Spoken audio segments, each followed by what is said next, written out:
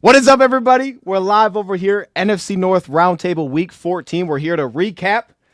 This is the show where we praise Pat O'Connor left and right, man, because Pat O'Connor went to work. No, man, look, man, we had a crazy week of football. We had some really good games this weekend, especially the Bears game, right down to the wire. So we're gonna dive into all of those things. But before we do, man, gotta give a shout out to BetUS, man, because if you use that code YouTube150 as your sign-up bonus, you can get a 150% deposit match on your first deposit, 125% on your next two deposits. Man, I've been over here working on BetUS. Y'all see that cat? Hey, I'm just playing. But if you do want to get over here, man, you're looking for a sports book, BetUS is a spot to be because I'll tell you what, man, these lines have been super interesting. I'm watching these things jump as the day goes on. And we, of course, have all these divisional games up there with the early lines. A lot of tight spreads this week. I want to see, actually, I'm really curious with the Chicago. Yeah, 7 points. So this might be an interesting one if someone sees an upset here. But I don't want to get to that because then I'll spoil the Friday show. Instead, I want to pick a random game, go through it, and see what everybody's feeling so that we can place a bet on one of these. So let's go to Steelers Eagles. I think this has like a game of the week kind of feel. That has the vibe there. So I'm gonna go down the line. I'll start with you first, Bass. If we're playing the spread, 5.5 points, where's your lean? It's home. It's in Philly. Battle of Pennsylvania, right? I'm from PA. I habitually hate the Eagles, but they're hard to beat right now. 5.5 though. I feel like Pittsburgh's been like disrespected like all year with these lines. And I think when we talked about Pittsburgh, I forget what game it was. It was like 3 weeks ago. I chose Pittsburgh. Everyone else chose. I forget what game it was, but Pittsburgh ended up winning. Plus 5.5 Pittsburgh. If you're picking who's just straight out going to win, I think it's going to be the Eagles. But I think 5.5 points is too much for the Steelers. I like it, man. I'm with you on the Steelers. I've been bet against them I bet against them all the time, and I'm always wrong. So I'm like, at this point, just stop doing that. Nick, I'll throw it to you, man. Money line. If we're going straight up here, do you think that Pittsburgh pulls the upset? 100%. I think that the Philadelphia Eagles are frauds. So yeah, I'm going Pittsburgh. It is crazy. There's like that talk of their locker room being messed up, or like AJ Brown not. I don't know the validity to it, but like AJ Brown not being in cahoots with Hurts. It's like what are they, a two loss team? It's like why are they even having these conversations? They're the noisiest good team of all time. It's insane. That team is just – but they eat food together, so I think they're all right. You know what I mean? That's the good side. One bar on this game, the over-under, it's kind of low, actually. It's set at like 42. Yeah, 42 points. What do you think? Over-under, what do you like? I'm taking the under. Man, and I hope the Steelers wipe the floor with them for some reason because Baz is right. Nobody likes Eagles fans. Nobody likes the Eagles. And it appears that some of their teammates don't like each other. A.J. Brown saying they got to be better at passing, which is hilarious. I just love watching that stuff. It's fantastic. Implode, man, please. I'm absolutely with you on that. Well, we rooted against them big time this week. Maybe that's why we're taking the Steelers. But if you do want to do this, if you want to bet against the Steelers because you're a Vikings or Lions fan, this is the place to do it, man. YouTube 150. That's the code. Shout out to BetUS. We'll touch on them probably a little bit later. But for now, let's get right into this, man, because we got news across the board. Nick, I want to start with you. You guys made a big move. All right, you guys made a big move today. So Jonathan Ford is now a Chicago Bear. Thoughts? I mean, former Green Bay Packer, 6'5", 338 pounds. Right on it. Okay, on it. I'm currently making a video about it as we speak. So. I love the move because 6'6" Javon Dexter and Jonathan Thornton up the middle. What do the Bears have to lose? But, yeah, I mean, kid came from Miami, was decent in college. Maybe he just needed a change of scenery and given a shot. That's all I got to say. Bass, you got any? Yeah. He's actually shown a decent bit of potential, and the Packers have always wanted to keep him stashed. It's just they've always kind of kept 5 defensive linemen, and it's kind of a stacked room with Devontae Wyatt, Kenny Clark, TJ Slayton, Colby Wooden, and Carl Brooks. So they've always kind of kept 5, and Jonathan Ford's kind of been the odd man out. He's always showed potential. I believe he was a 6th-round pick, or it might have been 7th-round pick out of Miami. 7th-round pick out of Miami. This training camp was definitely his best one, and he was on IR to begin the season, I believe, so we had him stashed there, then got him onto the practice squad, so, he could flash, he could get some snaps, and I liked him personally as like a, rotational nose tackle, run stuffing type of defensive lineman. Yeah, he's no Pat O'Connor, but sounds like you might have something there. You might have something there, Nick. No, but Nick, on it. Hey, Nick, though, you guys are unfortunately going through it, man, with injuries. So I know you wanted to talk about that. Roschon Johnson, that's a tough one to hear. I didn't know you guys were dealing with that. So can you update everybody on the Bears' injury status? Yeah, so Jaquan Brisker, a rumor has been flying around that his concussion injury is much more serious. I mean, I said it a couple weeks ago, but like this guy might be career over. He did tweet out that he was back in like working, training, but the Bears have not cleared him at all. So he's actually he's just doing his own thing right now. He's not even at Hallis Hall. The Bears don't even have him there. So I'm hoping that Jaquan Brisker gets well soon. But Rashawn Johnson also dealing with a concussion injury. He sustained that against the Detroit Lions. He has not been seen at Hallis Hall for the last 2 weeks since Thanksgiving game. So that's another big concern as well. And then Ryan Bates, who has another concussion, who was our right guard, who finally started to heat up when he started getting some playing time. So the Bears and concussions just aren't friends. So tough injuries there, especially after the San Francisco game. Javon Dexter Sr. tweaked his knee. There's just a lot of not good stuff going on for the Bears right now from an injury standpoint. And the season's already almost over. Like, they've lost 7 in a row. They should just sit these guys, let them rest up. Again, let Jonathan Ford potentially be the next great defensive tackle of the Bears. Let him get his shot in 4 games. But it's unfortunate. Just the injury bug just keeps attacking the Bears, and I'm hoping these guys get well soon. Nick, I did have one question, though, because I wanted to flip this to a positive side, honestly, though. Like, with all these injuries, maybe you've seen it over the last few weeks, or maybe you're hoping in the next few weeks someone's going to emerge. But, like, is there any players that nobody's talking about in Bears land, like outside of just Rome Odunze and Caleb, or maybe it is Rome, guys that we should be paying attention to that's like, hey, these guys could step up in this opportunity, or these guys have been kind of going on the radar playing well for the future? Yeah, Kyler Gordon's been playing really well for our nickel corner. He has 7 tackles for loss over the last 6 games. So he's been playing really well on the blitz. Josh Blackwell as well. He's our second string defensive back. But when given the opportunity, he's been a really good special teams gunner. He also is now the punt returner and kick returner for DeAndre Carter. In his first return, he was a 14-yard return. But Chris Williams, a defensive tackle we picked up before the season, he's been doing pretty well. Jacob Martin, a defensive edge that we had from a depth piece. He has 4 sacks in 5 games. So overall, a lot of these guys are performing well. And this kind of is just like me kind of saying again, like, if these guys are injured, don't play them. Like, Montez Sweat has been playing with a bad shin since week 4. Just sit him for the rest of the year. He's a $20 million guy. He's not going to put up any stats. Just let the guys see if you can find a few depth pieces out there. But Kyler Gordon's been really impressing. Kevin Byard has 99 total tackles. So with 4 games left, he's in for potentially another Pro Bowl season. And then Jalen Johnson allowing a 38 passer rating when targeted. So, I mean, there is a lot of bright spots to this Bears team. It's just the trenches are so bad. It just brings everyone else down. And the positive I'm looking at it is that the Bears now have no excuses in order to not address that. There's a really good free agent class for offensive linemen and defensive linemen, and 4 picks in the first 3 rounds for the draft, 2 of them being in the second round and early second round. Hopefully the Bears see what they need from an evaluation standpoint and then go out and get the proper players filled in. I like it, man. Hey, I want to give a shout out to the chat, man, because this is what I like to see. All right, we got Skull in here. This is what I like to see. Shout out my man Ed with the $4.99 piece. I see you. KOC, Matt LaFleur are combined 2-10 in the last 10 games versus Dan Campbell. Don't forget who runs the show. Great show, by the way. I appreciate you, Ed. One bar, any thoughts? I mean, just go back a little bit deeper in history. I mean, you're not going back far enough. 2-10. I mean, Lions fans like to forget about the last 50 years it was. But, show didn't exist. I can't argue what he said. I can't argue it. We still get a shot at the Lions yet this year, and I can't wait. Bart, let me go. Bass, did you have something to that? I thought you were going to say something. I didn't want to. No, I pretty much agree with him. Matt LaFleur, that record's not great for the last 10 if you combine the both of them, but overall, I think Matt LaFleur has been a terrific coach for the Packers. He's really high up there for amount of wins in a short period of time compared to like coaches around history. So, but recently it has been, Lions with the wins. So can't say much other than that.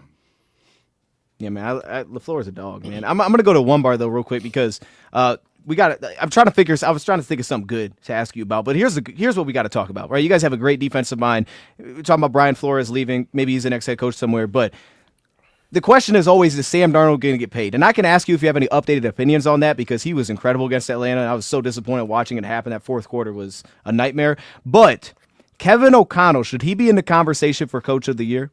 Oh hell yeah! How can you not be? I mean, to take Sam Darnold and do what he's doing with him, and take a Vikings team that I mean, their over under was 6.5 wins. I mean, talk about overachieving. He should absolutely be in the discussion. I know Dan Campbell's probably the favorite. I haven't seen the latest numbers out there, but yeah, absolutely you should. I mean, people are finally starting to realize who Kevin O'Connell is. Like even last year. Like nobody seemed to know who he was. He's just this random ass coach, and now he's taking players and he's balling out with them. Kevin O'Connell, I think he should win it. And I'm wearing purple colored glasses, but the Sam Darnold thing alone is like elevates him. Like Dan Campbell, the dude's got a team. He's got pieces. They were supposed to be good. The Vikings overachieving by 10. So then to transition that question, if that's the case, does that make it more so? Because I know you weren't like full in on like pay Darnold. Is that a big reason why you're like, hey, we don't need to go give Darnold this money? Or then I've been hearing franchise tag popping up. What is the thoughts there? Updated, ideas about that? I mean, Vikings fans seem to be split. Like where I land on it is like if he's going to make $35-40 million a year, go have someone go pay him. Go be a Titan. Go be I mean, there's a ton of teams out there that needs quarterback next year. I think there's like 9 or 10 that Orlovsky ripped off that need quarterbacks. I just don't see how it fits. I think the Vikings, honestly, maybe it's arrogance, whatever it is, they're going to look at it and say, if we can do this with Sam Darnold, who says we can't do this with a young quarterback that we just drafted? If JJ McCarthy wasn't there, it would be a completely different story. And they're definitely taking a huge risk on throwing it on JJ McCarthy. We haven't seen him play. We saw a tiny bit of preseason. So like you get the risk, but I think he's just going to be too much. And what do you sign him for? 3-4 years? I mean, what's that put McCarthy at? I mean, you could go down the road like, Jordan Love sits on the mid. Look what the Packers have done with their quarterbacks in the past, and it's worked out great. But like at some point he has to see the field. And if they were to re-sign Darnold, I mean, I'm sure it's everybody's fan base, but Vikings fans, the first time Sam Darnold goes out there and has a game like he did about 4 weeks ago, all you're going to hear about is JJ McCarthy. There's going to be a ton of pressure. And maybe Sam Darnold doesn't want to deal with that. Like maybe he just wants to go somewhere, have his team, and do his thing. So I don't think it's going to happen. I don't think there's really any chance Sam Darnold comes back. He wins a Super Bowl. Give him whatever he wants. He can be here for the rest of his life. Barring that, like it's just JJ McCarthy. I think KOC has plans, and it involves McCarthy. Real quick, a franchise tag is $38 million. So yay or nay? Like if it was just one more year, $38 mil. It's not bad. I would do it. If it was the franchise tag 1 year, I'm in. It's fully guaranteed. So. So. I'm in on that one bar. Has McCarthy even proven anything? Like, No. Like if it ain't broke, don't fix it. Like sign him to the tag, and then see what McCarthy does in the preseason. I don't know. I like coming from the Bears, who we finally have a quarterback. I think. Like, I mean, the bar is pretty low right there. I would not get rid of Sam Darnold, especially with the season that he's having. I would be all in on JJ McCarthy being healthy, sitting for a full year. And I think a lot of Vikings fans would. And if it was just a tag for 1 year, done deal, I think that would make a lot of sense. I mean, especially at $38 million. It's projected to go up to 41. So I mean, the Vikings have a ton of cap space next year. It makes sense. It will be very interesting. Like anybody who thinks one way or the other, nobody has a freaking clue what they're thinking. But it's just weird because the way the Vikings are talking, the quotes they're putting out there, it just seems like they're like, yeah, we did Sam great. We wish him well. His next stop. It just seems like they're moving on, but you never know. You never know. Well, hey, one bar to that though, just like real quick, do you think that Darnold would be like, because I've heard that Darnold would just be like, let me just take a lot less, because for his perspective, him leaving doesn't. I mean, there's a really good chance that his career just might end. Staying here, you might have something taking less. Yeah, but he's gonna get a big old payday from somebody. It's always a great story. It's a nice Disney movie-esque to think all of a sudden he's gonna take. You know what? Give me a $2 million. I'll take $12 million next year. Bullshit, man. That dude wants to go get paid. He's still only 27 years old. He's gonna get paid. He ain't from Minnesota. There's no hometown discounts here. He's gonzo if we let him hit the market. All right, Bass, let me go to you because you guys made a big move too, man. You guys got now Jeremiah Martin on the practice squad. So this is the replacement, I'm assuming, for a big loss. So like, do you have any thoughts on that? Or okay, absolutely zero. Hey, it's fair. We put people ask me about practice squad. I have nothing for you, so this is why it's good that I could ask the question. But no, but on the injury side of things, Luke Musgrave, guys designated to return. It sounds like from Meyer. Like, let us know what that situation, and then also what he can add because tight end is loaded for you guys. Yeah, so Musgrave was, all off season kind of expected to be tight end number 1 after last year's season. Him and Kraft were both utilized last year. But to end the season or in the playoffs, Musgrave had a really big play against the Cowboys there. He's kind of our receiving threat at tight end. We went through all of offseason. We're like, all right, Luke Musgrave's number 1, Tucker Kraft kind of supplemental to Luke Musgrave. And through the first 4 weeks, it was like the other way around, right? Luke Musgrave, very slow start. The Packers weren't really utilizing him in the passing game. Tucker Kraft took off. Then Luke Musgrave hurt his ankle in week 4, got placed on IR, had ankle surgery. It's his first day of practice today. It's on schedule. Matt LaFleur said when they got the surgery done, they marked today on the calendar, and that's when they expected him to be able to return again. So it's all on schedule there. And then Musgrave after practice basically said, hey, if once they give me the A-OK, I'm going to go. So he feels good himself. And it's big for this offense because, a lot of people might brush off Luke Musgrave or be like, it's Tucker Kraft's show. The Packers wanted to play a lot of 12 personnel this season. They really haven't been able to. They still do because they have Ben Sims, even if you throw in someone like John Fitzpatrick, who they signed in the middle of the season. But Ben Sims and John Fitzpatrick, they're not Luke Musgrave. This guy can split the middle of the field. He can run a seam route. He's basically a bigger-bodied receiver. Like, this guy is built like a wide receiver, and you saw it last year. You saw it through training camp. So even if he's not going to be the guy, he's still going to make defenses respect him, right? If you're running a tight end up the middle of the seam, it's going to open up things underneath. So I think it's also an important note here that Luke Musgrave returning, maybe the Packers start to use stuff they wanted to later in the season, heading into the playoffs, that the other defenses don't have any tape on. So I think it's important, and hopefully, Musgrave can get back to his 2023 form. Outside of Musgrave, some other injuries. Jair returned to practice. Well, he's been practicing, but he was full participant today and kind of removed off the injury report. So we finally might see Jair back, which is huge against the Seahawks. Edrin Cooper returned to practice. That's massive because our linebackers have been getting torched, especially Isaiah McDuffie in the passing game. Evan Williams is practicing, but still in concussion protocol, and Romeo Doubs still in concussion protocol for like 2 weeks now. So definitely a worry there. Hopefully it's not a Jaquan Brisker situation. I would really hope not. It's horrible to see that type of thing. Concussions can really derail seasons and careers. And then the only player not practicing today for the Packers was Javon Bullard, who injured his ankle in the Lions game. I watched that play back and back and back on all 22, and it looks like he kind of just got kicked in the ankle by McDuffie. I can't really tell though, but he was wearing crutches after the game. But Matt LaFleur mentioned it on Monday that it's week to week, but I don't expect him to be available for Seattle.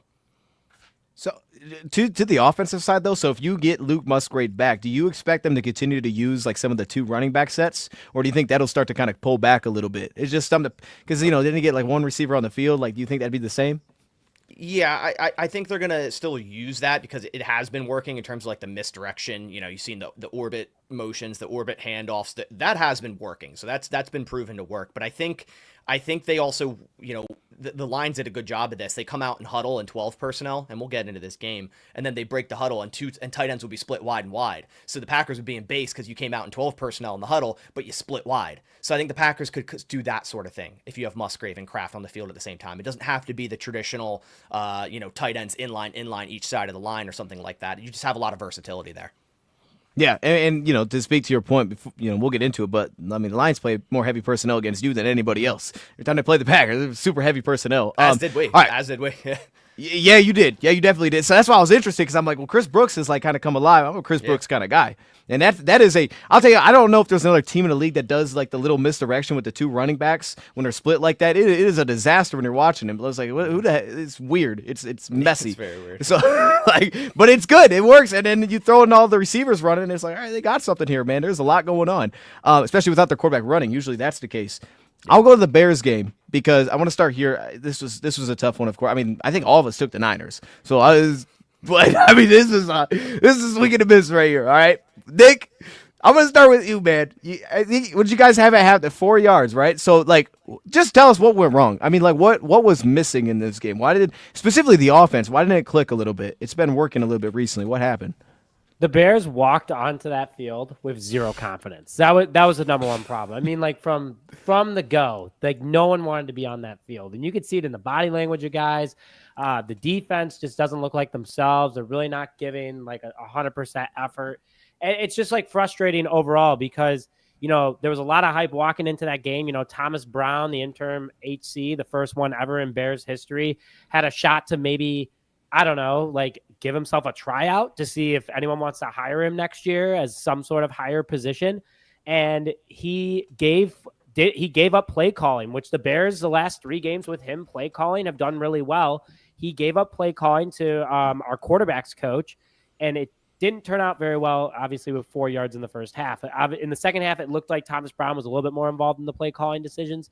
But this team just had no confidence going in. And, some key injuries in the beginning, I kind of hit on it earlier, but Javon Dexter Sr. Hurting his knee, our best defensive lineman, which the Bears have the now 28th ranked rush defense in the NFL. They were 13th at one point when Andrew Billings was around. But this team is just falling apart week over week. They don't want to play anymore. They just want this season to be over. A team going from 4-2 to 4-7 had playoff hopes. They were doing really well. Things were clicking, and just you lose your head coach, you lose other coordinators, you lose Shane Waldron, you lose key players to IR. Like everything that could have gone wrong for the Bears this year, it went wrong. And on the field in San Francisco, they just weren't executing plays. They weren't being fast. Caleb Williams only threw 4 passes over 15 yards, only connecting on one of them. So the team was gassed and exhausted. There was some hope in the second half. They came out red hot. They scored right away. Cole Kmet, if he didn't drop that 2-point conversion, I think the team would have had more confidence. But the team definitely, they're a second half team. They need to find a way to be a first half team. But San Francisco just came out with a really good game plan, a lot of trick plays. Brock Purdy, 265 passing yards and 2 touchdowns in the first half. Dude cooked the Bears secondary. So overall, the Bears they're done. It's as bad as it sounds. They're just done. They quit. They've lost so many games this year that they could have won. I believe so. During the 3-game span against the NFC North, they lost by a total of 7 points. They're just exhausted. So it's hard to say. Caleb went out there. He had a nice second half. I like that he's connecting. He's getting the playbook moving forward. Him and Roma Dunze did a really good job. Like Roma Dunze, 2 touchdown grabs, really nice one in the corner end zone, stomping his feet down to get it done. But the Bears defense just looks exhausted. It looks like they don't want to be out there. Thomas Brown needs to take control again of this team in order to hopefully get some things going this week against Minnesota. But just a no confidence game. It was pretty bad to watch. Nick, I had a question, though, because my concern was when you guys moved off Eberflus, what was the defense going to look like? But you did point out the defense has been not the same. And the Billings one, that should not be overlooked because, like, when we went to that Bears game, I'm expecting, like, oh, the Bears are going to stop the run. But then you see the numbers, like, really? That's the Bears defense? So it kind of, took me back. I wasn't expecting to see that at all. Do you think, did the Bears defense to you look any different in this Niners game than what it looked like with Eberflus in a good or bad way? So Eric Washington and Matt Eberflus both run the same defense in the fourth. I believe it's the 4-3 defense. Yeah, they run the 4-3 defense together. The problem is that Eric Washington, like this was his first game actually calling the plays, and Flus has been the defensive play caller the whole season. Washington has been more of a consultant. He played way too much soft zone, and that's been a problem with the Bears all season. But every single play they were playing soft zone. They weren't even playing man to man at any point in the game. So Eric Washington, I think he had the first game defensive coordinator jitters, like he's never been in this position before, wasn't expecting it because Flus was calling the plays, even though he has been our defensive coordinator. I think that he just had first game jitters. No excuse though. He's had plenty of time to get prepared, and this was his time to shine. He just fell flat on his face. But way too much soft zone, not enough blitzing.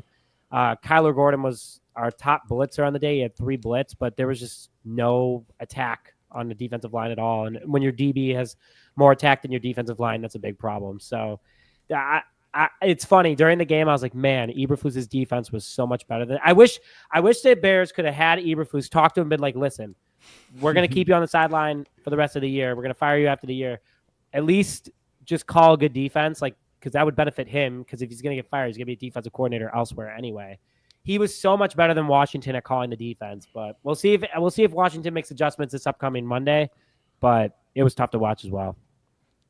Okay. I mean, my other question, I don't even want to ask the question. I was say, do you think that maybe there's a world in which, all right, was there a world that maybe you should have been like, hey, let's keep Eberflus, but let's go hire like a game clock manager. You know what I mean? Let's just hire someone, Like you a know, kid from Kid from Madden. yeah, just someone with a couple clocks. You know what I mean? Just, you know, and then maybe you mean, add something. I mean, shoot, it would have been way better than anything that we had. I think Eberflus's ego though wouldn't have allowed it. He would have been like, no, I don't need any help. I'm not. That's just like I don't know. It wouldn't look good. It wouldn't look good if like the Bears halfway through the season literally hired someone to manage his game clock. That's true. I do like the idea though. I wish someone would have thought of that sooner. But Flus had, from what I've heard, Flus had some pretty big ego problems, especially this year.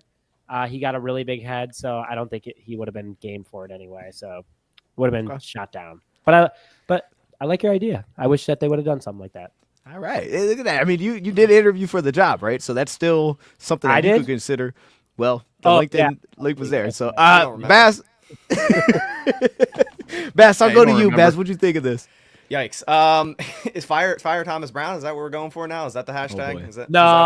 I mean, like the expectations were pretty low for him. Hey, I'm not gonna lie. I thought he would have rally the troops. We'd see a good performance out there, and we talked about it last show. We're like, hey, is this defense gonna take a step down? And Eberflus leaves. Yeah, they did. It was 24-0 at half. So that's definitely a problem, and it seems like that whole, I think everyone in that locker room believes the season's over, like you were saying. Like I believe everyone's just like, hey, we're cooked, like the season's done. Let's work on what we can. But I mean, you go down 24-0 at half to San Francisco. Like if that happened last year, I'd be like, yeah, that makes sense. But San Fran, has been playing some pretty poor football, and the Bears made them look like, the San Fran of old. Purdy near perfect. Caleb did get going toward, in the second half, had a really solid second half, finished with 116 rating, 2 touchdowns, again, no interceptions. What he's done very well recently is like protect the football, but sacked 7 times.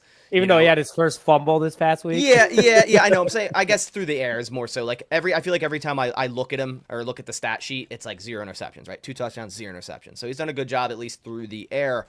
But again, the protection just terrible, and it seems like every time we're talking about a Bears loss and what happened in the game, it's like the run game can't get going. It's like 2.7 average for DeAndre Swift.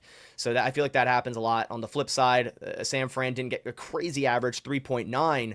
But, they had, backups running the football. Isaac Grendo was the hot fantasy pickup of the week. Now he's hurt. Now we have ex-Packer Patrick Taylor as the lead back. Now everyone's picking him up on fantasy. So they still run the football well. Grendo was cool to watch. George Kittle, $151. But, yeah, I guess closing thoughts is they got to give Rome Odunze the ball more. And I think didn't his brother go on Twitter and mention like he'd get more targets anywhere else? Like, yeah. So his dad went on Twitter and someone okay. asked like, how many yards do you think he'd have? And someone was like 1,100. His dad retweeted, he's like 1,500. I was like,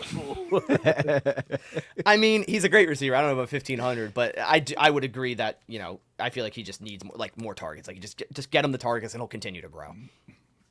Agreed. Man, just to say real quick, like for me, the big thing was just because the defense was the question, and honestly, looking back, there's no reason I should have sat here and said that the Bears were going to beat. Like, look, man, you move on from the defensive mind, and if that's the concern, you can't have your next game against Kyle Shanahan and expect that's going to go well. Like, that's just not a good, that's on me. Now, y'all want Kyle Shanahan, so like this, honestly, this may not be the worst thing in the world, but it's just like, it's like I will say, though, for me, the problem was I thought the Bears were going to get after San Francisco a lot more. Like, I thought it'd be much more uncomfortable for Brock Purdy, and that didn't seem to be the case. I was like, this is the game where, Sweat, these guys got to go crazy up front, and I just didn't feel that, and I don't know that I felt that a ton this year from Chicago just in general. To your point, if they're not blitzing as well and you're not really bringing anything extra and you're not just dominating up front, then, yeah, you have nothing going there, and that's probably not the way to play San Francisco is when everything's comfortable. So that's kind of just my thoughts on the whole thing. It's unfortunate to see that go down. One bar.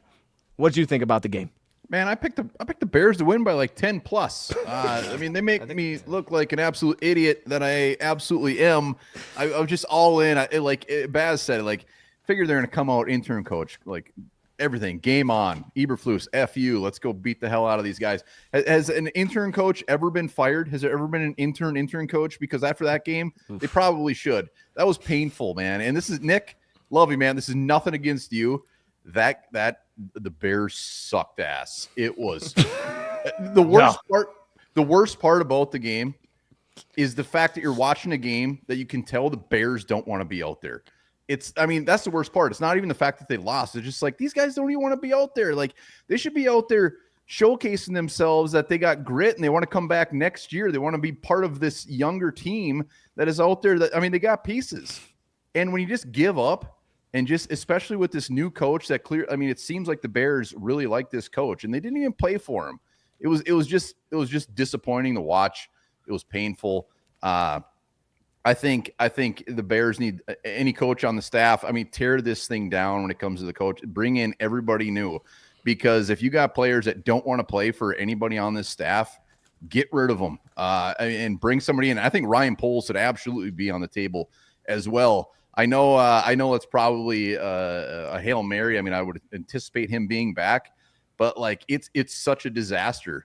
It went so bad so quick. It's like, how can you not look at the GM at this point? And for the Bears moving forward for the rest of the season, my take is basically the Bears should be like, Poles and their front office should be looking at who are the guys we're bringing back next year? Who are the guys that actually want to be here? Because we have some very good young pieces, and everybody that's not out there playing their ass off, get the hell out of here. So like, I look forward to playing the Bears on Monday.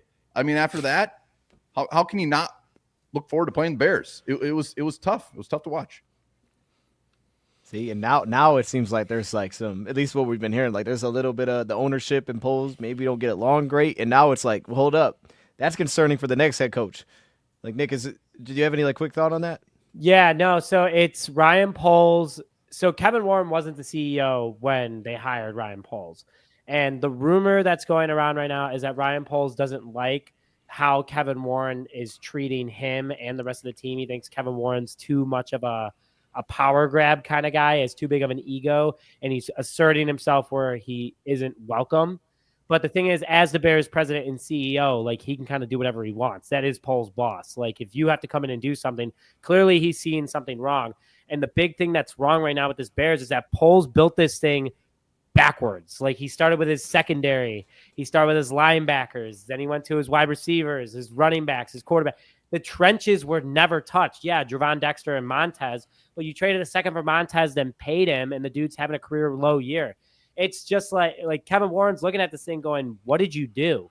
Like, how did you do this? And also, you come from Kansas City, who is year in and year out a super good ball club, having one of the best offensive lines. Like, you were brought here because of how bad the offensive line has been in Chicago. There's just a lot. There's a lot of drama right now at Hallis Hall. I don't know what's true and what's not, but if it's true that I could see Kevin Warren being that kind of guy, overstepping, but right now it sounds like Ryan Poles is not happy with his job being the Chicago Bears general manager. All right, we're going to move to the Vikings game, but Chad, I want y'all involved in this. This isn't a question for the man. I just want to hear where y'all are at. Rank where you would have Darnold right now in the MVP conversation. Give me a number. I mean, one bar saying one, so let me know. Just put a number in the chat, but one bar, I'll go right to you on this one. You guys beat Atlanta 42-21, and I'm entering that fourth quarter. Like, all right, we got a battle here. This is a good football game. We got some wild stuff happening. I was like, I'm very glad I'm not a Falcons fan, but I was that day. And that was like the most disappointing fourth quarter I think I've ever seen. You guys go down, score a touchdown, and Minnesota's over here like, let's go fumble the football. I throw a terrible interception in the end zone where he's like kind of open, but your guy, he made it look so easy too. It's like he's catching that egg. You just gave me that, and I was like, this is. And then to add on top of that one more, you guys had like for a weird roll the ball at like the 1 yard line. And I'm thinking, like, when he snapped, like, the ball was, like, kind of fumbled or something, but it was, like, a flag or – I don't know what it was. You'll have to explain it. And I was like, oh, maybe something crazy is going to happen here. Falcons are going to score real quick. That was a horrible fourth quarter. And then you guys just gashed them. I mean, it just got gashed on the ground. I was like, this game's over. I kept sitting there like, maybe something crazy will go down. Maybe they'll fumble. No, you guys just gashed them all the way down the field and scored again. Awesome fourth quarter performance for the Vikings, man. Takeaways on that game. Just to be clear, Jesus Torres in the comments thinks Sam Darnold should be last place in MVP. Nice. Is there like, what is last place? It's you know what, Dion, you're saying that was horrible to watch, man. It was beautiful to watch because that was so the opposite of what the Vikings do in a close game. Like, if you were just to look at the final score, you'd be like, wow, the Vikings just wiped the floor with them. It was 21-21 going into the fourth quarter. It was a close-ass game. Kirk Cousins coming back to the bank. I mean, he was dealing. He didn't put up any touchdowns, but he was owning our secondary for a while there. I mean, he was moving the ball very easily down the middle of the field. But It was great. It was great. Sam Darnold, 5 touchdowns. Like Sam Darnold, he might not get the MVP, and he probably right now, he's not number one, but Sam Darnold's the best quarterback in the NFC North. I'm sticking to that one. I'm holding strong on that one. Very, very strong. Leading in touchdowns, yards. When the dude's under pressure, it's like 109 quarterback rating. Like that's where he shines, when he is under pressure. And against the Falcons, he was under pressure a bunch, and he threw it for 5 touchdowns, 0 picks. He has been on an absolute roll. I think it's the last 3 or 4 games, like 11 touchdowns, 0 picks. The Vikings have won 6 in a row. Sam Darnold just out there absolutely dealing. Justin Jefferson, Jordan Addison, both over 100 yards, 5 touchdowns between the two just in that game. It was a fun one to watch because Darnold, when he was making those big plays, the pocket was collapsing. He was moving. He was moving and shaking, getting out of the pocket and making those big plays. And it was beautiful. Jefferson had a couple quiet weeks before this. Dude just unleashed. We got to see Justin Jefferson of old. Hopefully that continues against the Bears on Monday. But it was great. It was fun to watch. Like I said, we got six wins in a row. We got Chicago on Monday night. There's definitely still some things that came out of this. Concerns for the Vikings is they're not getting to the quarterback like they used to. We've had 5 sacks in the last 3 games. We used to get 5 sacks a game. They got to start getting to the quarterback, especially Kirk Cousins. That's a guy you need to be putting on the ground. The secondary giving up a lot of yards in the air. It has a lot to do with the fact that we're not getting in the quarterback, so that's definitely a concern. Offensive line giving up too many pressures at Darnold. Darnold's getting sacked too many damn times. He can only move and shake so much, but 21 points in the fourth quarter was fantastic. And Darnold, I'm going to say it again, best quarterback in the NFC North right now. Well, according to Jesus, he is in last place, so I don't see how he's first place. I don't see how he's the best quarterback in the North if he's in last place, Bar. It just doesn't add up. But based on what you're saying there, I do got to ask, like, y'all think you're about to win a Super Bowl then? Like, are you believing that that's going to happen? Oh, well, if you're not believing you're going to win the Super Bowl, man, what's the point of watching? Because then I'm just saying that you got to pay Darnold. I mean, if that's the point, you said you got to pay Darnold to win the Super Bowl, so I'm just trying to tie it all together. And if he's MVP, you got to pay. You know what? You guys convinced me. Definitely got to pay. You guys convinced me very quickly that the franchise tag. Yeah, I mean, like, hey, we win the Super Bowl, we'll bring him back for 38. I mean, it's only 38, 40, whatever it is. Hell yeah, bring him back. But hey, the Vikings are absolutely in it. They are absolutely in it. They won a game the way they generally do not win it. And what I've said it for weeks, the last 6 weeks, basically, because every time it comes to the end, it's usually ugly. The Bears saw it. I mean, Nick, you saw it straight up. That's how every week is of ours. And they squeak it out. And they said, screw it. And the best part was Kirk Cousins, love the dude. But they stomped him in the fourth. Just stomped him. They did. Hey, Nick, I'll go to you, man, because one bar hit on it. Like, this is the stats. They were absolutely cooking, and they put that dang thing on the screen. I was like, this is terrible. Nick, what do you think about this game? I mean, unfortunately for me, I really couldn't watch it because of the time zone difference. But I will say this, is that I thought that it was a fun game. I 42-21. I love that Kirk Cousins still put up over 340 yards passing, but no passing touchdowns and 2 interceptions. Like that, I'm sure for Vikings fans, that was just very satisfying to see. Like one bar, like that's your old guy, like that's your old quarterback. Sam Darnold comes out and does a really good job. 5 passing touchdowns, like impressive. Like it looks like you made the right decision kind of deal, not trying to overly pursue Kirk Cousins and bringing him back. But when you look at the stats, I think it's crazy that Atlanta had more total yards than them, had more first downs than them, was more efficient on third down, and on top of it, allowed less sacks. And I mean, they definitely got dominated in penalties. But it was like on paper, if you didn't look at the score, you're like, oh, Atlanta won this game for sure. And you're like, oh, wow. So Minnesota just keeps finding ways to win. And like we said in the fourth quarter, just putting up 21 on them. There was no stopping them. So I think it's impressive how Minnesota continues to find ways to win and win well, even when they are dominated potentially in other categories. So that's what it takes to be a championship team. So that's why I think that Minnesota is going to be pretty dangerous in the playoffs this year. But I thought overall from the highlights that I saw and what I read on paper, I was like, wow, Minnesota, another big game. So got to keep things cooking. And one bar, you got to keep Sam Darnold. I'll pound that table. You have to keep that guy. Hey, Bass, I'll go to you. Thoughts? Yeah, after a game like that, I mean, I watched some of the tape of Sam Darnold. I mean, that dude was making some ridiculous throws. The one to I think it was Addison on the right sideline. I mean, it's just an absolute. It was definitely his best game of the year, like without doubt. And it's crazy that he actually didn't have a perfect passer rating. He had 157.9. I think it's 158.3 is perfect, something like that. It's like, what else does he have to do? 22 of 28, like just one more completion, then he's perfect? I don't know.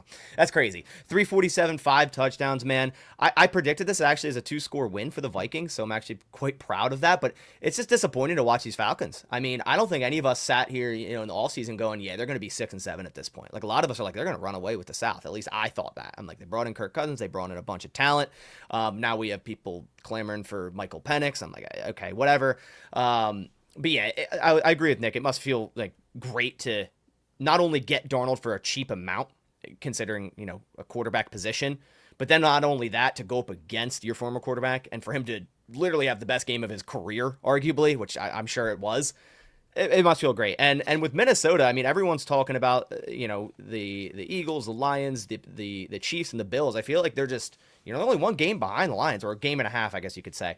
Not many people are talking about them. And it's like they're a 2-loss team in the NFL. So like Nick said, they're finding great ways to win. It seems like every time they're in a close game, I'm sitting there like I said, I was doing stuff around the house because Packers weren't playing Sunday, and I checked the score. It's like 21-21 entering the fourth. I'm like, all right, let's go Falcons. Come on. I check it later. I'm like, okay, like 42-20. What in the world just happened? I mean, 3 straight touchdowns.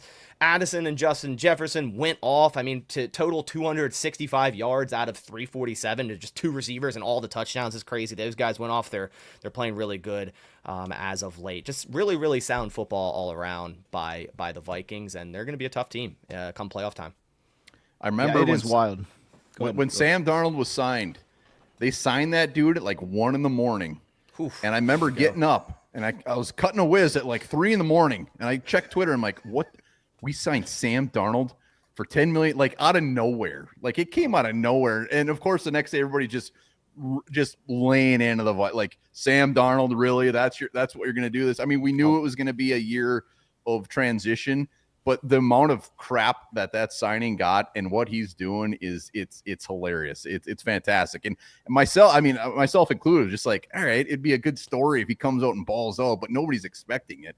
Check the preseason videos, bro. I was saying it. half jokingly, but I was saying it. If he came to a perfect scenario, and Kirk Cousins went and got a huge contract with the Falcons. Sam Darnold's probably going to do that elsewhere. Maybe it's here, wherever it is. But that's just great for Kevin O'Connell. I mean, he's making a very good case of why you'd want to come here. Kevin O'Connell's getting dudes paid, man. If anything, I think Nick said it, like, this is definitely a showcase of coaching, man, for sure. Because that hit me with the Kirk thing. I'm like, I liked Kirk. I'm watching this like, my goodness, they made the right decision. Like, by far, it looks like. I mean, this guy might miss the playoffs. The Bucs just passed him. And there was like a lot of hype there for a minute, and it's been a disaster. It's crazy. Shout out to Nick real quick, though, because Nick out here, sending in good ideas and stuff. I don't even know if this is legal, Nick, but I appreciate what you're doing, man. You out here thinking for us, man. I appreciate you. Let's go on to the last one. I guess we should do this first. This is the Thursday night game, Lions-Packers in this one. Man, what a game, dude. This one, to me, like, was exactly what I think a lot of fans were hoping for, which was a lot more of the scoring, and it was definitely that. And the second half specifically, where the Lions try to go for it on their own 30, they run a toss play, thing does not get there, and all of a sudden, like, we were going into half. We scored before half of 17-7, and I was, like, pretty confident. Like, oh, this game's over. We're up by 10. LaFleur does not want to be down by 10 points. And then it was just like immediately like, oh, we're down by 4 points. I'm like, this is crazy. It really lived up to all the buzz. Like the people that were saying this could be the best Thursday night game, I felt like it lived up to all of that. But because me and Bass are going to talk about this, Bass, do you want to start with it, or should I go to them first? I kind of want to hear them first, because if we talk about it and we're so both like saying so much, they're gonna have nothing to say. One bar. What'd you think about the Thursday night game? Prime TV football. All right, I'm gonna leave a lot of it to you guys. Because you guys got a lot to talk about. Here's what I'd say. I went into this like my heart says I want the Packers to lose. My head says I need the Lions to lose. So I had no skin in the game. Either way, the way this game ended, I didn't really care because it was kind of a win-win. So like, I mean, it was a great game. I mean, it turned out to be a great game. At first, it was just like, all right, are the Lions just gonna kind of walk away with this thing? So for me, zero stress. It was great. Lot of Packers fans complaining about the refs. like refs were just the top. Like I follow a lot of Packers fans, and everybody was complaining about the refs, and I get it. I'm totally on board. The refs have been a disaster all year, but like a lot of them were just putting this on the refs, and I was just like, come on, man, that's a little bush league. That's a little weak. Like there was definitely some bad calls. I'll give you that, but I mean, Sam Darnold had his helmet on backwards in both of our losses, and when nobody was coming on saying that's why we lost. Like I look at this as far as the Packers lost this game. I mean, like Jaden Reed, where the hell was he? I mean, that was a big part. Like the Lions. I mean, the Packers had a very good chance to come against a Lions defense that was riddled with injuries and take advantage of it. They didn't do it. Why didn't they do that? Josh Jacobs, I figured he was just going to get a big old heap into this thing. I think he ended up with like 16, 17 carries. Like I was thinking like 25 carries. Dude was just going to kind of run the clock. And that's what you'd have to do against the Lions. Their old line didn't play good. I mean, I put all this stuff over the bad calls out there because they had a chance. I mean, they were non-existent in the first half. Jordan Love, 30 some yards passing. I mean, he only threw it like 6 or 7 times. So I put it all on that. They had some chances. They came back when the Packers did get those 2 touchdowns in the second half right away. I'm like, oh shit, it's happening. Like momentum was completely on the Packers side. And I'm like, Dion's going to be crapping his pants, and he should be. But the Lions hit on. So, I mean, it's going to be easy for whenever we break down Lions games. I'm always concentrating on the other team because we've seen it in the comments. The Lions are the team to beat right now. You can't sugarcoat it. You can't deny it. They are one of the best teams in the NFL. So kudos for them for stepping up when guys were out. Kudos to their screen pass that I don't look forward to in a couple of weeks. I mean, the screen pass is just absolutely killer when they get that thing out there. That's going to keep me up at night. And kudos for them going 12-1. It was a damn good game to watch. And like I said, at the end of it, I was just like, all right, fine. Packers lost, Lions won. It's a good game. All right. Nick, before I go to you, shout out to Ed out here dropping 5 pieces left and right, man. I see you taking it right to Subway. Lions magic number for North is 3. Go 3-0. We win the North. We 7-seed. I didn't even know that was true because I didn't know about the tiebreaker thing. But I guess this probably is true. Shout out to Ed. He's on top of this stuff. Probably is true because of the fact that we play the Bills next week. I'm guessing because it's an AFC one. I don't know. But either way, appreciate you, Ed. This is good to know. This is good information. We love to seal this up before we have to play the Vikings again. Hopefully that's the case. Go Chicago. Nick, just letting you know I'm rooting for you this weekend. So, Nick, what'd you think of the game? So unfortunately, it was at 2 a.m. where I was, so couldn't really watch it live. But I got to see the highlights after, and I could see why people are getting. I mean, the officiating around the entire NFL as a whole has been horrendous this year, and I feel like we say that every single year. But like this year specifically, I'm like, what is going on? But at the end of the day, I was more impressed that Green Bay stuck in this thing as long as they did. And I think that Jared Goff was down on the handoff to Montgomery when he fell backward. He wasn't touched, but his knee was down. Yeah, doesn't that mean that it doesn't matter? But then why on a knee does he not have to be touched? Because it's you're actually giving yourself up. Like it's like you mean to do it. You know what I mean? Nick playing with it. Nick ain't being serious. Right? Nick was still drinking the wine when you saw the highlights. Yeah, I was drinking the wine. That was insane. I thought he was down at first too, but I thought he got tripped by a Packers player. So that's why I'm live. I'm like, he's down. I'm like, oh, yeah. Well, like when I was first watching, I was like, oh, that didn't work out. And I'm like, wait, that play, I don't know. Like the angle, like obviously you see it after, like Baz, you were saying he wasn't touched. But I'm like, I don't know about that one, Jim. But anyway, like I think I'm really impressed by how the Packers like stuck in this thing. I mean, like the Lions, obviously they're the team to beat. 12-1. They've won 11 in a row now, Dion, right? Yep, yeah, 11. Like the Lions are just a super impressive ball club. But the Packers, they've had 2 losses this year that I can remember off the top of my head against, I believe it was the Vikings, Baz, and now the Lions. That I think that the Packers should have won this game against Detroit. Like, I thought that even though Detroit had a better stat line than them, I think that Detroit let them in it too long. And if Detroit truly was a better team, it wouldn't have come down to only being a 3-point game. So I thought the Packers did a good job. Their defense, holding Detroit's offense, which is averaging almost 400 yards a game, under a total of 391 yards. And also, Green Bay's defensive line still getting after Jared Goff, putting him under a ton of pressure. I thought that it was the one thing that killed Green Bay, I'm looking at their third down conversion, is that they're 1 for 5. Like that was their Achilles heel in this game. Otherwise, I thought Green Bay played a pretty solid game, averaging 6.6 yards per play. So, it's tough. Again, I wish I would have saw this one live. I wish I would have saw it in person or actually up to speed. But yeah, no, Green Bay. I think Green Bay should have won this game, but the Lions pulled it off. The Lions are 12-1. They're about to clinch the North. I saw with Ed saying a few different things, but Green Bay is still going to be a tough team to beat down the stretch here. Kenny Clark, that dude played his finally. Dude, he was a menace out there because the dude's been non-existent, and all of a sudden I'm like, this dude's like making tackles 10 yards. Like I know on a screenplay, he's hauling ass, just like tackling JMO on a screen. I'm like, there we go, Kenny, get you old one. School Kenny was out. He was out. Old school Kenny was against Frank Ragnow. It was old school Kenny against old school Frank Ragnow, which has been not the case for Ragnow all year. So it was good to see. Yeah. Fave, for whatever reason, Frank struggled versus Green Bay, man. He struggles versus Green Bay. And I came in, I was like, he might, we'll see how this goes. And start off like, oh, dang, here we go. Bass, I'll let you, unless you want me to start. No, I can go. Okay. I'll just start off by saying, refs didn't lose the game. I know it's obviously a hot topic. I think there were some questionable calls, but they also didn't lose the Packers the game. Both can be true. I think we can all agree. Just like Nick said, calls this year on all fronts. There was some bogus ones for the Lions too. There's bogus ones for the Packers. But there was some weird stuff that I'm sitting here watching the tape afterwards. I'm going like, all right, whatever.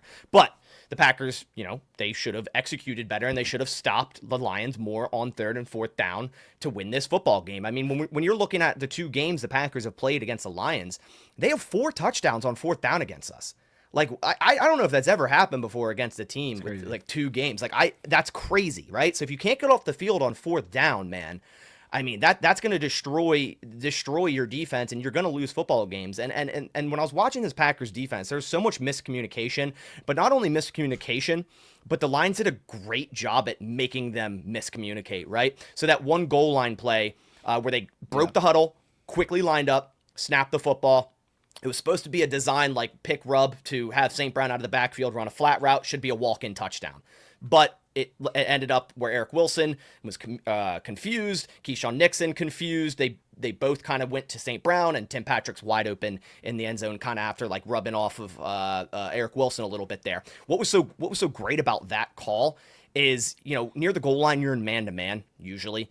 And when a team breaks the huddle, your linebackers are going to go, okay, where's the running back? I got to go man that guy. Yep. So that's what he did instantly. He went to Gibbs, far side. And then they're like, yo, get back over there. And then by the time he's getting back over there, they snapped the football. So as much as there was miscommunication on the Packers defense, the Lions did an excellent job at making them miscommunicate. The 4th down where Jared Goff had the quarterback sneak, they brought in or I think it was like 4-3 receivers or something, and the Packers had left a wide open hole up the middle. It was like, I don't even think it was supposed to be a quarterback sneak. I think Goff checked to that, but it's like, I don't think it was supposed to be a quarterback sneak. I think Goff checked to it because there was like 3 yards of clearing, and it's like, dude, come on. Like, why are we doing this? Also, in breaking routes, a problem with the Packers the previous Thursday on Thanksgiving against the Dolphins, even though we beat them pretty bad, the Dolphins late in that game, in breaker, behind the linebackers, under the safeties. And I don't know what our scheme was or what our game plan was, because it's like, are we sitting here going, the Lions don't watch tape. Like, they're not going to run the same thing that was wide open against our defense without Edgerrin Cooper last week, because it was every single time. And they stopped it one time. It was, I believe, in the 1st or 2nd quarter. It was a 3rd down. They actually dropped both safeties into like a robber zone. Like, both safeties dropped down, and then both corners bailed out.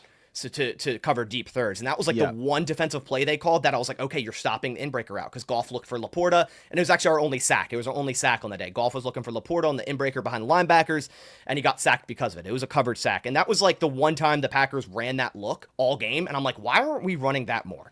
It didn't make any sense to me. We didn't get enough pressure. The one thing I thought was very important was to get pressure on Jared Goff. We only sacked him once. The one thing that did impress me, man, like, we were going into this game, just stopped the Dolphins, just stopped the 49ers run game, like, heavily. And I wasn't expecting that, but we actually held you guys to a lower average, or is it actually, I think it was slightly higher, but 3.3 average. I believe we held like the Dolphins and the 49ers to 2.8 average, but I didn't expect to hold Gibbs 15 for 43. You know, Montgomery 14 for 51 kind of sounds like a Montgomery game, a lot of short yardage situations. In terms of receiving, you know, we held St. Brown in check 5 for 43. But man, we just couldn't get off the field. The Lions were 4 for 5 on fourth down, including the game winner to set up the game-winning field goal. You know, Dan Campbell didn't want to give Love the ball back, because here's the thing, right? The Packers, although lost this game, I mean, they scored 31 points in 45 plays compared to the Lions' 76 plays. So you guys own time of possession. You own the football, and that's exactly, you know, what I thought the Packers needed to do to win, and you guys completely owned that. Love had no interceptions again. The Packers continued strong in the red zone. They were 4 or 5, and this is against a good Lions defense. They're right now second in the league, 18 points per game, and we scored 31 against them. Now, given a lot of injuries, Lee McNeil even checked out of this game.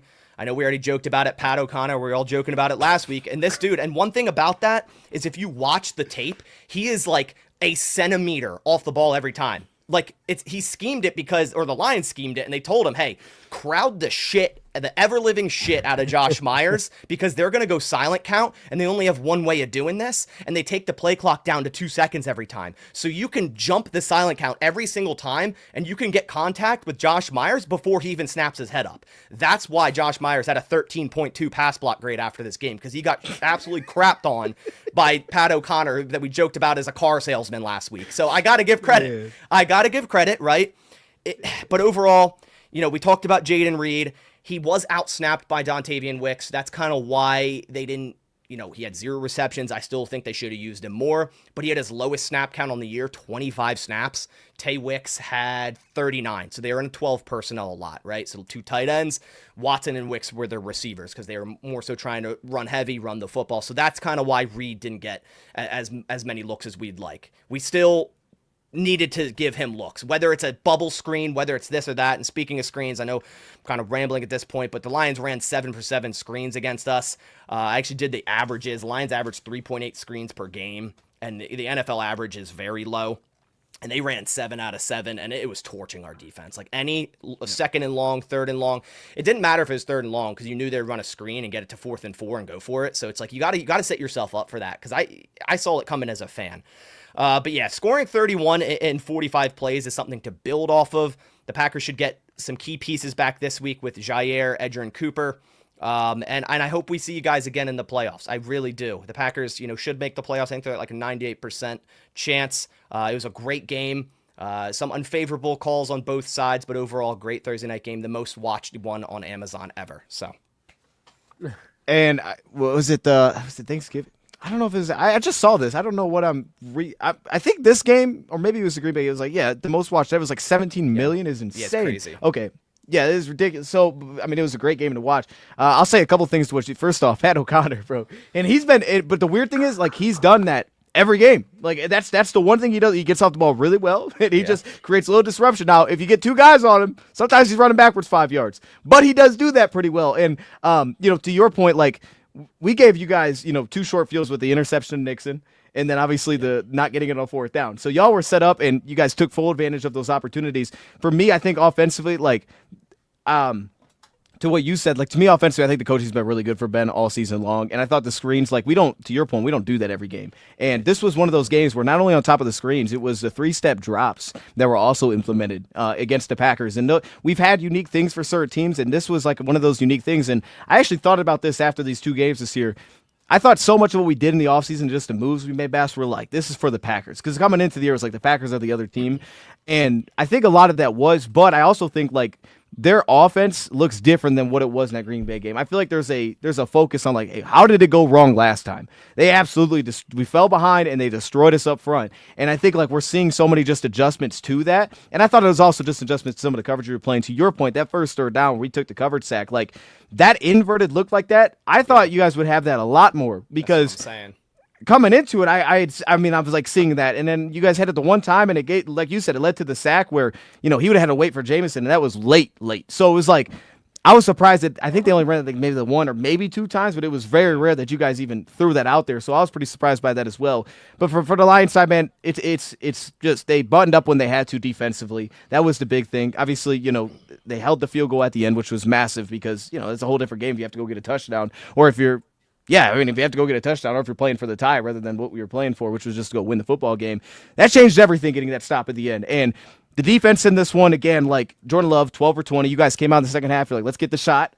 And I was worried that I thought that was going to be more of the game plan. Like, I thought that we were going to see a lot more. And then it was like, as soon as the second half started, there goes Watson. And it was actually reminiscent of the last time when you guys beat us in our house. Because you took the shot to Watson, like, first play of the game. And it was like, okay, hold up. This is a problem.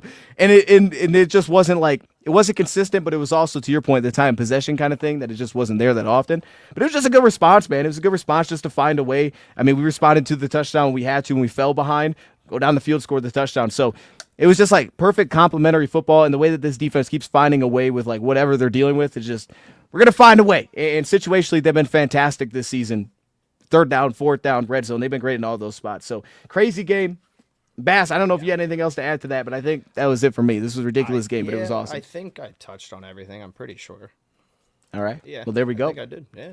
Yeah, that was a good one, man. Big Bills game, Dion, coming up this week. Big Bills game, baby. I can't wait to watch that one. Don't worry about that one. It's Oh, you should be worried, be a man. blowout, man. Not Don't worry about that. You thought it's a big game. It's Chicago. You need to watch out. Chicago's been on people's necks recently. Watch out. Minus last week. Jack, man, before we get out of here, we got to give a shout to BetUS one more time, man. YouTube 150 is the code to get your 150% deposit match on your first deposit. You know, I should have pulled up where I'm going to do it. I think it's on the MVPs, top right? here. Is that what we're doing? Yeah, we got to do the MVPs. We got to see where. I don't even know where Sam Darnold's at. I mean, last time I checked, Goff's fourth in MVP voting, and honestly, the coach of the year too. Where's plus 4,000? Not bad. One bar. This has got to be interesting, right? I mean, this is not a bad spot. It's the same as Well, Mahomes. Jordan Love's on here too. Jordan Love's on here at plus 10,000. What do we? Oh, Nick, hammer it. Nick, what do you think? Nick, would you, between Sam Darnold and Jared Goff, if you had to place a bet, one of the two to win the MVP, who would you bet on?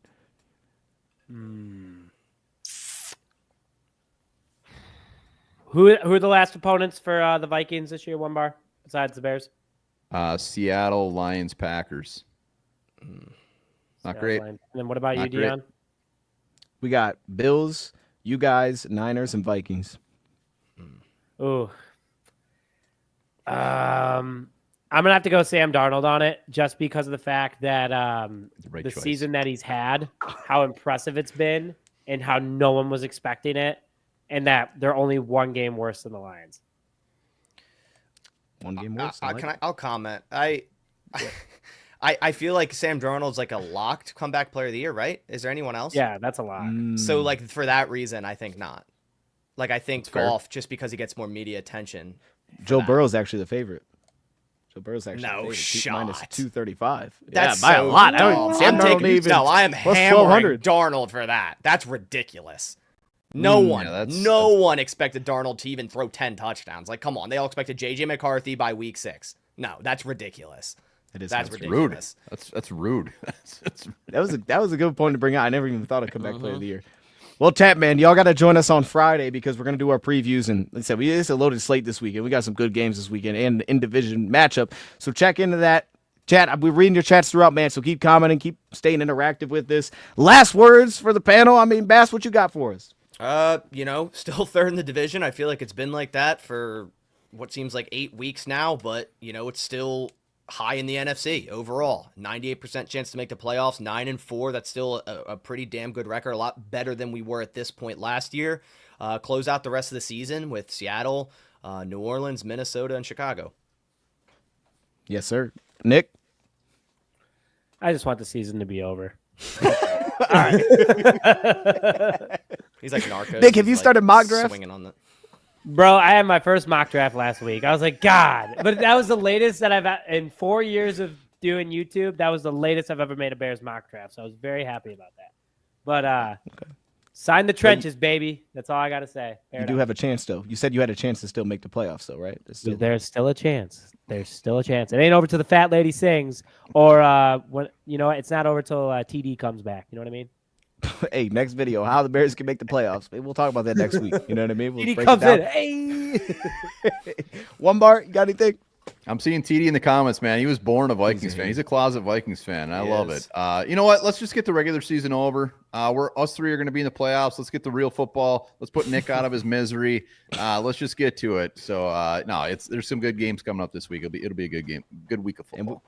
we have to be getting an in-division matchup pretty darn quickly in the playoffs too. Like it's gonna be crazy, man. All right, man. YouTube 150. That's the code. Shout out to Bet US. We're out. We'll see you guys over there on Friday. Awkward silence for a couple.